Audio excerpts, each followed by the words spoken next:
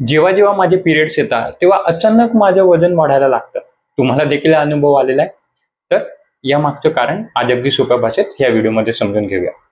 तर नेमकं जेव्हा आपल्याला पिरियड्स येतात, तर पिरियड्स येण्याच्या एक 7-8 दिवस पहिले आपल्या शरीरात प्रोजेस्टेरॉन नावाचे हार्मोन्स रिलीज होतं.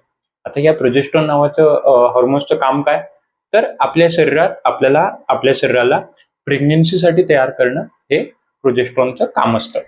आता याच्यासाठीच प्रोजेस्टेरॉन काय करतो, की आपल्या शरीरात सोडियमची मात्रा वाढवतो. सोडियमची मात्रा वाढल्यामुळे आपल्या शरीरात पाणी साठायला तयार होतं, पहिलं.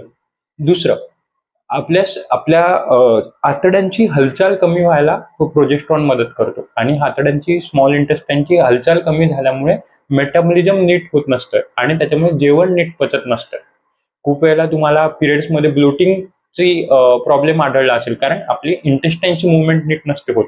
किंवा जसं पहिले मी सांगितलं, सोडियम शरीरात वाढल्यामुळे, पाण्याची पातळी वाढल्यामुळे तुम्हाला ब्लोटिंग, चेहरा नेहमी सुजल्यासारखा वाटेल किंवा हातापायावरची सूज वाटेल. तर हे शरीरातलं पाणी वाढल्यामुळे होतं आणि नेमकं हेच कारण असतं वाढलेल्या वजनाचं.